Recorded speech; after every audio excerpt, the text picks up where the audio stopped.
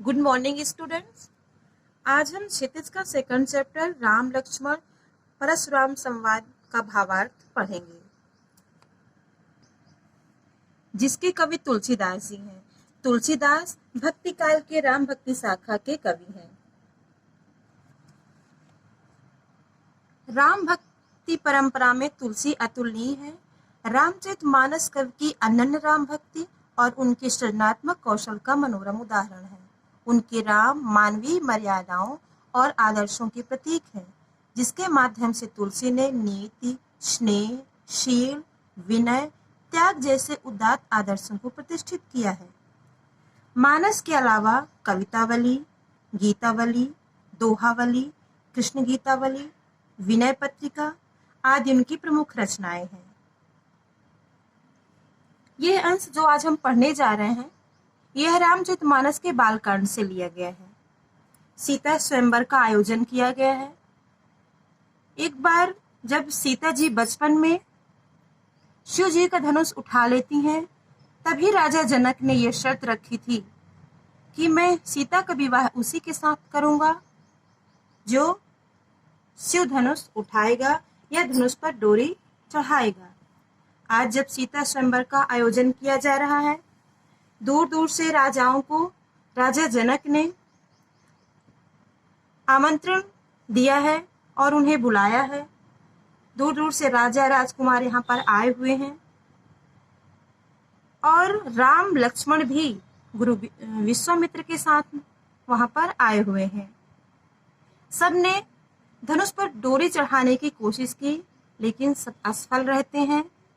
अंत में गुरु विश्वामित्र की आज्ञा से राम भी जाते हैं और वे धनुष पर डोरी चढ़ाते हैं।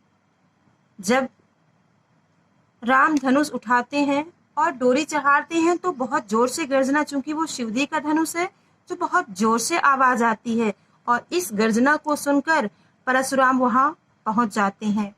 शिव धनुष को खंडित देकर वे आपे से बाहर हो जाते हैं। राम के विनय और विश्वामित्र के समझाने पर तथा राम की शक्ति की परीक्षा लेकर अंततः उनका गुस्सा शांत हो जाता है।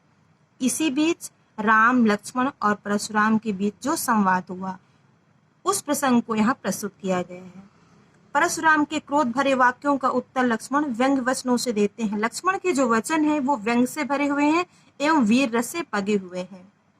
अब हम भावार्थ पढ़ेंगे, लेकिन उसके पहले तुलसीदास जी की भाषा शैली या शिल्प सौंदर्य के बारे में बताना चाहेंगे। तुलसीदास जी ने रामचरितमानस की रचना अवधी भाषा में की है। अवधी भाषा के सर्वश्रेष्ठ कवि माने जाते हैं। इन्होंने दोहा और चौपाई छंद में लिखा है। रामचरितमानस में दोहा चौपाई के अलावा सोठा कवित्व भी है, लेकिन यहाँ जो ये रामचरितमानस का अंश लिया गया है, इसमें इसको उन्होंने दोहा चौपाई छंद में लिखा है। इसमें तत्सम, तद्भव एवं द्वेष शब्दों की प्रचुरता देखने को मिलती है। मुहावरों का भी प्रयोग किया गया है और अलंकारों की छटा भी देखने को मिलती है। अलंकारों में अनुप्रास, उपमा, उत्प्रेक्षा आदि अलंकार देखने को मिलते हैं और रसों में वीर रस एवं हास रस प्रमुख है। बाकी अन्य रसों का भी संगम है और इन्होंने संवाद शैली में से लिखा है। अब हम इन काव्य पंक्तियों का भावार्थ समझेंगे। नाथ शंभु धनु भंजनिहारा, हो इह क्यों एक दास तुम्हारा। तुलसी के राम मानवीय मर्यादाओं एवं आदर्शों के प्रतीक हैं। तो जब परशुराम वहां पहुंच जाते हैं क्रोधित होकर, तो बहुत ही विनम्र होकर राम कहते हैं, नाथ शंभु धनु भंजनिहारा, शिव जी का धनुष तोड़ने वाला, हो इह क्यों एक दास तुम्हारा, आपका दास ही है। आये सुकाह कही किन मोही, आज्ञा दीजिए मेरे लिए का क्या आज्ञा है। सुनि रिसाई बोले मुनि को ही। जब राम ऐसे वचन बोलते हैं तो परशुराम और कोहित हो जाते हैं और कहते हैं, सेवक सो जो करे सेवकाई। सेवक तो वो होता है जो सेवा का काम करता है। अरि करनी करी करी लड़ाई। अरि यानी शत्रु, जो शत्रुता करनी यानी काम, जो शत्रुता का काम करता है उसके साथ में तो लड़ाई की जाती है। परशुराम कहते हैं कि राम अपने को सेवक बता रहे हैं, दास बता रहे हैं, जबकि इन्होंने शत्रुता का काम किया है। सुनहु राम जेहि शिव धनु तोरा, सहस बाहु सम सो रिपु मोरा। सुनो राम, जिसने भी शिव धनुष तोड़ा है वह सहस्र बाहु के समान मेरा रिपु है, दुश्मन है वो मेरा। सो बिलगाऊ बिहाई समाजा, इसलिए वह समाज से अलग हो जाए। वहां पर राजा जनक के दरबार में बहुत राजा राजकुमार बैठे हुए हैं, इसलिए परशुराम कहते हैं कि जो जिसने भी शिव जी का धनुष तोड़ा है वह समाज से अलग हो जाए। सो बिलगाऊ बिहाई समाजा, न तमारे जय है सब राजा। इसलिए जिसने भी शिव जी का धनुष तोड़ा है वह समाज से अलग हो जाए। न तमारे जय है सब राजा, नहीं तो मैं सभी राजाओं को मार डालूंगा।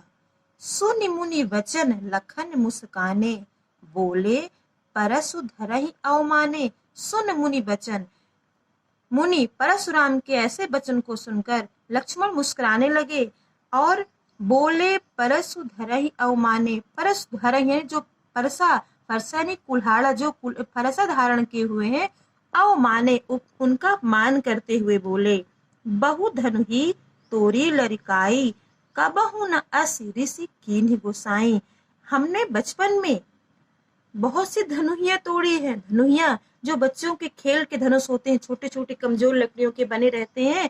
कह रहे हमने बचपन में कितनी धनुहियां तोड़ी हैं, लेकिन तब तो आपने कभी इतना क्रोध नहीं किया है।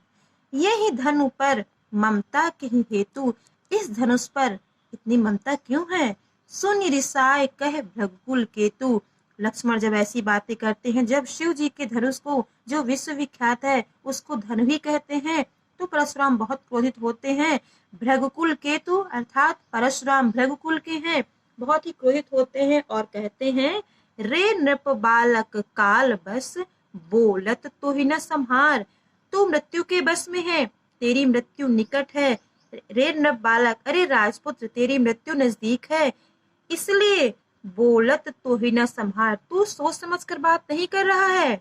धनु ही सम त्रिपुरारी धनु, विदित सकल संसार। जो सारा संसार, जिसके बारे में सारा संसार जानता है, शिव जी के धनुष के बारे में, उसकी तुलना, उसको तुम धनु ही के समान बता रहे हो, साधारण धनुष से उसकी तुलना कर रहे हो।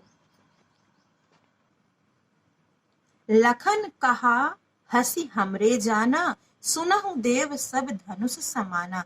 लक्ष्मण हंसकर कहते हैं, सुनो देव, हमारे लिए तो सब धनुष समान होते हैं। का क्षति जान का क्षति लाभ, जून धनु तोरे, देखा राम नयन के भोरे। क्या आपको क्या हानि और क्या लाभ है। जून धनु तोड़े, जून यानी पुराना, पुराना धनुष टूट जाने से आपको क्या हानि और क्या लाभ। देखा राम नयन के भोरे, राम ने तो इसको सहज, बड़े सहज रूप से या फिर नए के समझ कर ही देखा था। भोरे का मतलब धोखा भी होता है, राम ने जे नए के धोखे में इसको देखा था। देखा राम नयन के भोरे, इसको तो राम ने नए के धोखे में इसको देखा था।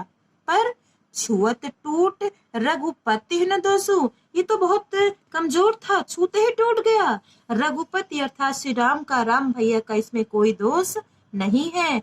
मुनि बिनु काज करिए कत रोसु, बिन काज अर्थात बिना कारण के। मुनि आप बिना कारण के, रोष यानी गुस्सा, कत यानी क्यों, गुस्सा क्यों कर रहे हैं। बोले चितय परसु की ओरा, रे सठ सुने ही सुभाव न मोरा। परशुराम बोले अपने फरसे की ओर, अपने कुल्हाड़े की ओर देख करके बोल रहे हैं, अरे मूर्ख, सठ यानी मूर्ख, रे सठ सुने ही स्वभाव न मोरा। अरे मूर्ख, तू मेरे स्वभाव के बारे में जानता नहीं है। बालक बोले बंधाओ नहीं तो ही, मैं बालक समझकर, बंधाओ यानी बध करना, हत्या करना, बालक समझकर तेरी हत्या नहीं कर रहा हूँ। केवल मुनि जड़ जान ही मोही, तू लगता है मुझे मूर्ख मानता है, जान ही मानता है, जड़े मूर्ख, लगता है तू मुझे मूर्ख समझ रहा है। बाल ब्रह्मचारी अति कोही, विश्व विदित क्षत्रिय कुलद्रोही। कहते हैं मैं बाल ब्रह्मचारी हूँ, विश्व विदित क्षत्रिय कुलद्रोही, विश्व विख्यात है, विश्व में सब लोग जानते हैं कि मैं क्षत्रिय कुल का सबसे बड़ा दुश्मन हूँ। भुज बल भूमि भूप बिनु कीन्ही, विपुल बार मही देवन दीनी। मैंने अपने भुजाओं के बल पर कई बार पृथ्वी को राजाओं से विहीन करके इस पृथ्वी को ब्राह्मणों को दान में दे दिया था। मही देवन अर्थात ब्राह्मणों को दीनी दे दिया था। सहस बाहु भुज छेदनी हारा, परसु बिलोक महीप कुमारा। हे महीप कुमार, हे राजपुत्र, ये जो मेरा फरसा है, मेरा कुल्हाड़ा है, ये सहस्र बाहु को छेदने वाला है। इसने सहस्र बाहु को भी छेद डाला है। तुम मेरे फरसे को देखो। आगे कहते हैं, मातु पिता ही जनि सोच बस, करसी महेश किशोर। माता पिता ही जनि सोच बस, करसी महेश। तो अपने माता पिता को चिंता में क्यों डाल रहे हो? अपने माता पिता को सोच में क्यों डाल रहे हो? क्योंकि मेरा फरसा तो ऐसा है, ये इतना ताकत, इतना भयानक है। गर्भ के अर्भक दलन, परस मोर अति घोर। मेरा जो फरसा है ये बहुत ही भयानक है। परस यानी फरसा, कुल्हाड़ा घोर है, बहुत ही भयानक है। यह इतना भयानक है कि इसकी गर्जना से गर्भ में पल रहे बच्चे, जिनका भी जन्म भी नहीं हुआ है, जो भी संसार में नहीं आए हैं, वो इस गर्जना से डर जाते हैं। जो गर्भ में पल रहे बच्चे होते हैं, अभी जन्मे भी नहीं होते हैं, वे भी इसके डर के कारण गर्भ में ही मर जाते हैं। बिहसी लखन बोले मृदुबानी, अहो मुनीस महाभट मानी। बिहसी लखन, लक्ष्मण हंस करके बोल रहे हैं मीठी वाणी में। अहो मुनीस, अरे मुनि, महाभट मानी, महाभट महान योद्धा, भट यानी योद्धा, आप तो महान योद्धा हो। ये लक्ष्मण व्यंग में बोल रहे कि अरे मुनि, जब वो अपने बारे में बताते हैं कि मैं कैसा हूँ, मेरे डर से गर्भ में पल रहे बच्चे भी अपने प्राण त्याग देते हैं, तो लक्ष्मण कहते हैं, अरे मुनि, आप तो महान योद्धा हो। परशुराम की इन बातों को सुनकर कि मेरा फरसा इतना भयानक है कि गर्भ में पल रहे बच्चे भी उस फरसे की गर्जना से, उसके डर से गर्भ में ही नष्ट हो जाते हैं। लक्ष्मण कहते हैं, अरे मुनि, आप तो महान योद्धा हो। पुनि पुनि मोह दिखावे कुठारो, चाहत उड़ावन फूंकी पहाड़ो। आप बार बार मुझे अपना फरसा कुठारा दिखा रहे हो, आप तो फूंक करके पहाड़ को उड़ाना चाहते हो। यहाँ पर अपने लिए कह रहे हैं लक्ष्मण कि आपको लगता है कि हम बहुत ही कमजोर हैं, आपके फरसे को देख करके डर जाएंगे, आप तो फूंक करके पहाड़ उड़ाना चाह रहे हो। यहाँ कुम्हड़ बतिया को नाही। कुम्हड़ बतिया, कुम्हड़ा काशी फल होता है, तो इसके छोटे फल से है, लेकिन यहाँ पर कुम्हड़ बतिया का आशय है निर्बल से। कह रहे हैं यहाँ पर इतना निर्बल कोई नहीं है। जे तर्जनी देख मर जाही, जैसे काशी फल उंगली देख करके नष्ट हो जाता है, सूख जाता है, वैसे यहाँ आपके हथियार को देखकर, आपके फरसे को देखकर कोई डरने वाला नहीं है। देखी कुठार सरासन बाना, मैं कछु कहा सहित अभिमाना। आपके इन कुठार सरासर बाण को देखकर ही मैंने कुछ अभिमान पूर्वक बातें कह दी हैं। भृगुसुत समझु जनेऊ बिलोकी, जो कछु कहूं सहो ऋषियों की।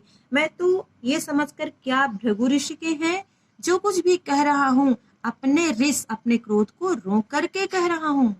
सुर महिसुर हरिजन अरुगाई, हमरे कुल इन पर न सुराई। हमारे कुल में सुर देव, महिसुर ब्राह्मण, हरिजन हरि के भक्त, अरुगाई और गाय पर, इन चारों पर न कुल इन पर न सुराई। सुराई यानी वीरता, इन पर अपनी वीरता नहीं दिखाते हैं। क्यों? क्योंकि बंधे पाप अपकीरत हारे। इनका बधे यानी वध करने से, इनकी हत्या करने से पाप लगता है और हार जाने पर अपकीर्ति होती, अपयश होता है।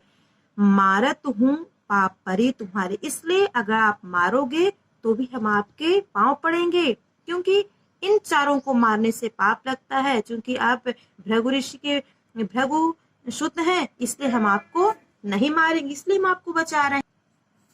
भृगुसुत समुझ जनेऊ बिलो की, जो कछु कहूं सहो रिस रोकी।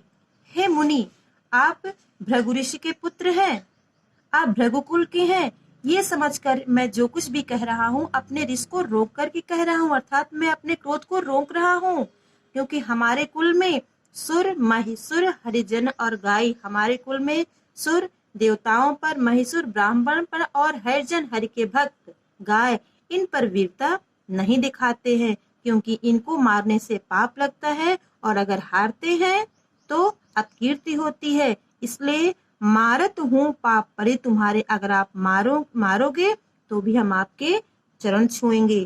कोटि कुलिस सम वचन तुम्हारा, व्यर्थ धरहु धनु बाण कुठारा। आगे लक्ष्मण कह रहे हैं कि हे मुनि, आपके वचन ही इतने कठोर हैं, कोटि कुलिस करोड़ों कुटिलताओं के समान है कि आपको धनुष बाण धारण करने की कोई जरूरत नहीं है। आपने ये धनुष बाण और कुठारा व्यर्थ में धारण किया हुआ है, आपको इन सब की जरूरत नहीं है, आपकी वाणी ही इतनी कठोर है। जो बिलोक की अनुचित कहे हूँ, क्षमा हूँ महामुनि धीर। सुनी सरोस भृगुवंश मणि, बोले गिरा गंभीर। इसलिए इन्हें देखकर, इन्हें किन्हें देखकर, इन आपके धनुष बाण को, कुठार को देखकर, जो बिलो की, जो अगर इनको देखकर अनुचित कहे हूं, मैंने कुछ अनुचित कह दिया हो, तो हे धैर्यवान महामुनि, महामुनि धीर, धैर्यवान महामुनि, क्षमा हूं, मुझे क्षमा करें। सुनी सरोस भृगुवंश मणि, जब लक्ष्मण इस प्रकार की बातें कर रहे हैं, क्योंकि लक्ष्मण ये सब व्यंग में कह रहे हैं, महामुनि, धैर्यवान महामुनि, ऐसे व्यंग भरी बातें जब बोलते हैं, तो भृगुवंश मणि, भृगु ऋषि के पुत्र अर्थात परशुराम बहुत ही क्रोध में आकर गंभीर वाणी में बोले,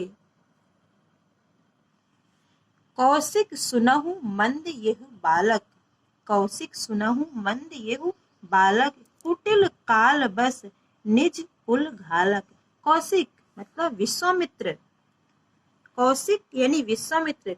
परशुराम कहते हैं, हे विश्वामित्र, सुनो, ये मंद बुद्धि बालक कुटिल काल बस निज कुल घालक, ये बहुत ही कपटी है, काल के बस में है, और यह निज कुल घालक, अपने कुल का नाश करने वाला है।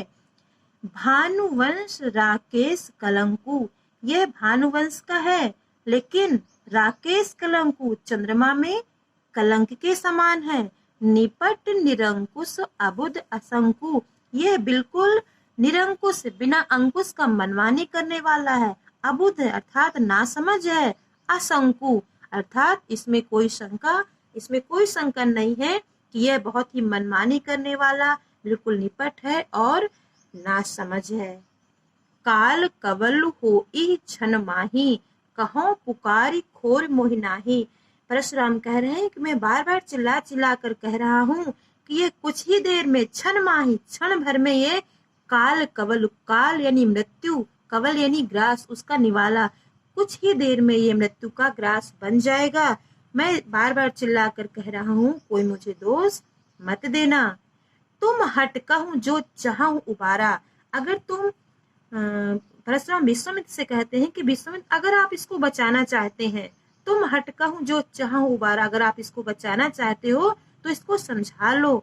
कही प्रताप बल रोष हमारा, अर्थात हमारे बल, हमारे प्रताप के बारे में इसको समझाओ और इसको बचा लो।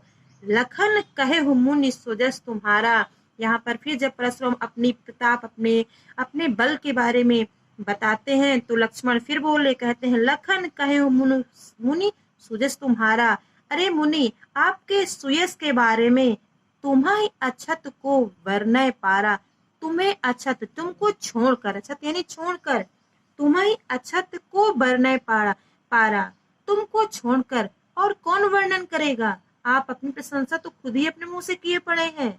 अपने मुंह तुम आपन करनी, आप तो अपने मुंह से ही अपनी करनी का बखान किए पड़े हो। बार अनेक भांति बहुबरनी, तब से आप कई प्रकार से, अलग अलग तरह से अपनी करनी का बखान कर रहे हैं। नहीं संतोष तब पुनि कछु कहूं, अगर आपको संतोष नहीं हुआ है तो और कह डालिए।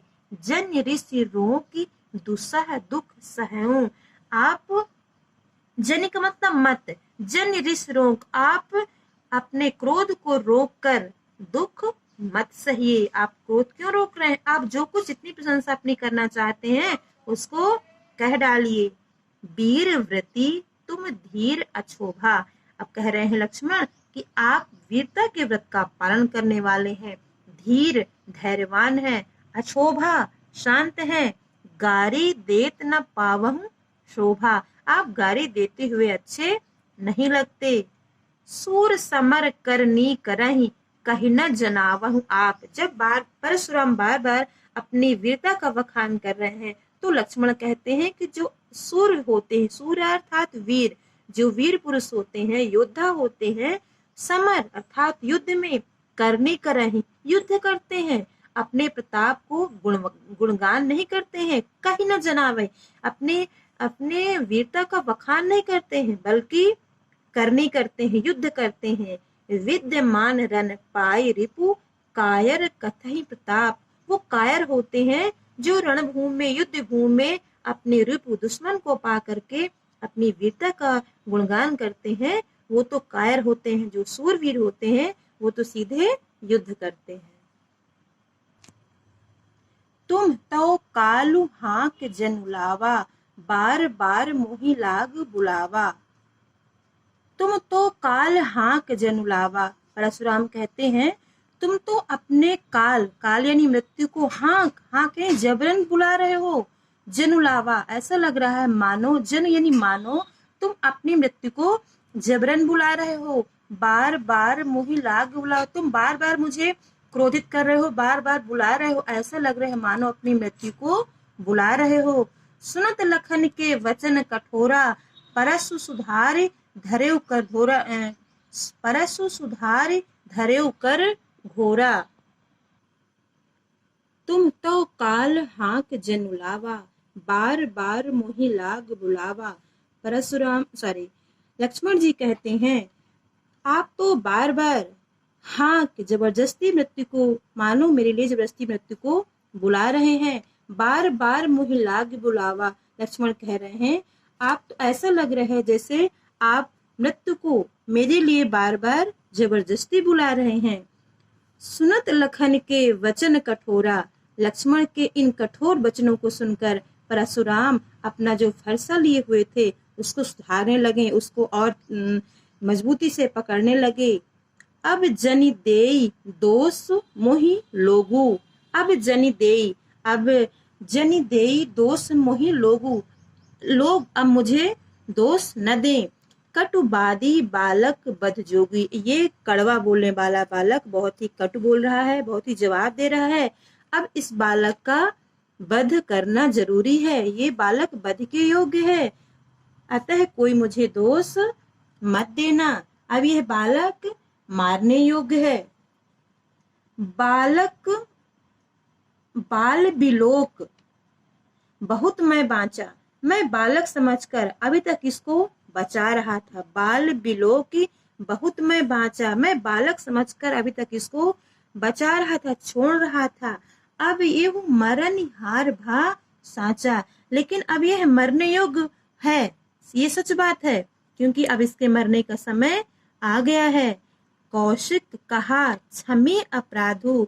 विश्वामित्र कह रहे हैं, कौशिक यानी विश्वामित्र कह रहे हैं कि मुनि अपराध क्षमा करें। बाल दोष गुण गनहि न साधु। साधु बालक के गुण दोष, बालक के दोष नहीं गिनते हैं, वो माफ कर देते हैं, क्षमा कर देते हैं। खर कुठार मैं अकरुण को ही। तब परशुराम कहते हैं कि खर कुठार, मेरे हाथ में खर बहुत तेज धार वाला कुठार है। मैं अकरुण को ही, मैं अकरुण, करुणा यानी दया ममता, लेकिन अपने लिए यहाँ पर कह रहे हैं परशुराम कि मैं अकरुण हूँ, मैं करुणा से हीन हूँ और क्रोधी हूँ। आगे अपराधी गुरुद्रोही, और मेरे सामने गुरु का अपमान करने वाला अपराधी खड़ा हुआ है, गुरुद्रोही सामने है मेरे। उत्तर देत छोड़ो बिनु मारे। यह बार बार जवाब दे रहा है, और ऐसे में छोड़ो बिनु मारे, ऐसे में अगर मैं इसको बिना मारे छोड़ रहा हूँ तो हे कौशिक, हे विश्वामित्र, केवल तुम्हारे व्यवहार में छोड़ रहा हूँ। न तो यही काटी कुठार कठोरे, नहीं तो मैं इसको कुठार से अपने इस फरसे से इसको काट डालता। गुरहि उरिन होत्यों श्रम थोड़े, और थोड़े ही परिश्रम में मैं अपने गुरु के ऋण से पूर्ण हो जाता। गाधि सून कह हृदय हंसी, मुनहि हरि अरे सूझ। ऐमै खाण न ऊख मैं, अजहु न बूझ अबूझ। ये सुनकर विश्वामित्र मन ही मन हंसते हुए सोचते हैं कि मुनि को हरा ही हरा दिखाई दे रहा है। यह गन्ने की रस से बनी हुई तलवार नहीं है, अर्थात यह है ऊख में, ये गन्ने की खाण नहीं है। ऊख में, ऐमै खाण न ऊख में, ये गन्ना की लकड़ी नहीं है कि बस उखाड़ के फेंक दो। ये तलवार खड़ग के समान है। ऐमै खाण न ऊख में, ये लोहे की तलवार के समान है। अजहु न बूझ अबूझ, अजहु न बूझ अबूझ, ये जानते हुए भी, परशुराम जानते हुए भी अभी तक अबूझ, अनजान, नासमझ बने हुए हैं। कहे हूँ लखन मुनि सील तुम्हारा, को नहीं जान विदित संसारा। लक्ष्मण परशुराम से बोले, कहे हूँ लखन मुनि सील तुम्हारा, अरे मुनि आपके सील, आपके व्यवहार के बारे में कौन नहीं जानता। ये तो विदित संसार, संसार भर के लोगों को पता है। संसार में आप विख्यात हैं, आपको कौन नहीं जानता। आपके स्वभाव के बारे में कौन नहीं जानता है। मात पिता ही उरिन भय नीके, गुरु ऋण रहा सोच बड़ जी के। माता पिता ही उरिन भय नीके, गुरु ऋण रहा सोच बड़ जी के। माता पिता के ऋण से तो आप पूर्ण हो गए हैं, गुरु के ऋण की चिंता आपको बहुत है, वह आप हमारे माथे मढ़ दिए हैं। सो जनु हमरे ही माथे काढ़ा, दिन चली गए ब्याज बड़ बढ़ा। कह रहे हैं कि माता पिता के ऋण से तो आप ऋण हो गए थे, अब गुरु के ऋण की चिंता है, वह लगता है हमारे मत्थे चढ़ने वाला है। दिन चली गए ब्याज बड़ बढ़ा, बहुत दिन हो गए हैं तो ब्याज भी अधिक हो गया होगा, इसलिए अब आनिए व्यवहरिया बोली, इसलिए अब किसी हिसाब किताब करने वालों को बुला दीजिए और तुरंत देऊं मैं थैली खोली, तो मैं तुरंत थैली खोल कर रख दूंगा। सुनी कटु बचन कुठार सुधारा, हाय हाय सब सभा पुकारा। लक्ष्मण के कटु वचन सुनकर परशुराम ने अपने कुठारे को फिर से मजबूती से पकड़ा, उसको सुधारने लगे। और जब ऐसा किए तो सभा में जितने लोग बैठे हुए थे सब हाय हाय करने लगे, हाय हाय की आवाज आने लगी। लक्ष्मण ने फिर से कहा, भृगु बर परसु दिखाबहु मोही, विप्र विचारी बचौ नृप दोही। लक्ष्मण कहते हैं, भृगुबर परसु दिखाबहु मोही, विप्र विचारी बचौ नृप दोही। हे भृगुपुत्र, आप मुझे बार बार फरसा दिखा रहे हैं, मैं राजाओं के शत्रु को ब्राह्मण समझकर छोड़ रहा हूं। विप्र विचारी बचौ नृप दोही। भृगुबर परसु दिखाबहु मोही, विप्र विचारी बचौ नृप दोही। मैं ब्राह्मण का विचार करके आपको छोड़ रहा हूँ। नृप दोही, राजाओं के शत्रु को छोड़ रहा हूँ। मिले न कबहु सुभट रण गाढ़े, मिले न कबहु सुभट रण गाढ़े। लगता है आपको अच्छे योद्धा मिले नहीं है। लक्ष्मण कहते हैं, मिले न कबहु, लगता है आपको कभी सुभट यानी पराक्रमी योद्धा किसी रण में युद्ध में कभी मिले नहीं है। द्विज देवता घर ही के बाढ़े, आपको कभी अच्छे योद्धा नहीं मिले हैं। हे ब्राह्मण देव, आप घर में ही श्रेष्ठ हैं। अनुचित कही सब लोग पुकारे, सभी लोग इसे अनुचित कहने लगे। रघुपति सह नहीं लखन निवारे, तभी रघुपति ने, राम ने सह नहीं आंखों के इशारे से लक्ष्मण को रोक दिया। लखन उतर आहुत सरिस, भृगुवर कोप कृशानु, बढ़त देख जल सम वचन, बोले रघुकुल भानु। परशुराम के क्रोध रूपी अग्नि में लक्ष्मण के उत्तर आहुति के समान है। बात को बढ़ते देखकर राम जल के समान शीतल वाणी में बोले।